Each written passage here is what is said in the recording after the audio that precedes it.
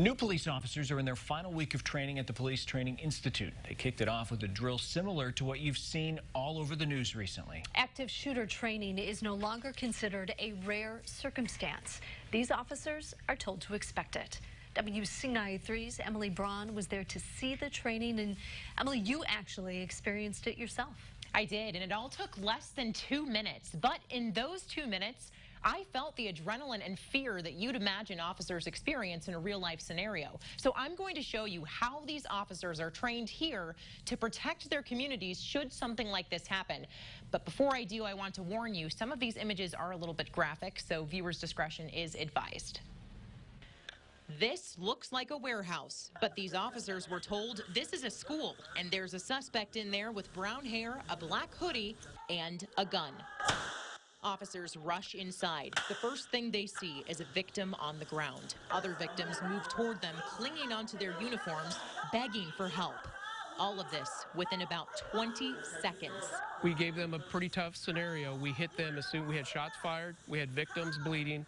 Then a man dressed in ordinary clothes with a gun in his hand starts shouting. Not all the officers noticed the badge on his belt. They had to make a decision if that was a good guy or a bad guy under split-second conditions.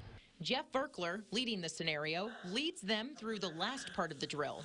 One more shot fired, then silence. As they made their way to the last room, they find the suspect dead. In less than 2 minutes, the drill is over, and officers like Tricia Thompson reflect. My adrenaline was really high. I mean, it's something that we all think about a lot these days, so it was nice to kind of know what to expect. Verkler debriefed with each officer afterward. He hopes from here they'll get more training from their respective departments, because he says you can't train enough for a job that can kill you. They know this is a significant event. They know it could very well happen. When they're on duty, they could be some of the first responders into this. It was a thrill, and it was a little scary too, but I think that the training aspect is really beneficial. The scenario you just saw was one of several throughout the afternoon. Verkler says those split-second decisions are so important because, as you might remember with the Dayton, Ohio shooting, several were shot dead within seconds. Jennifer? I can see how their adrenaline just is pumping from the get-go. It feels very real. Yeah, thank you so much. Now, 79 officers are part of the class at PTI. They will graduate next week.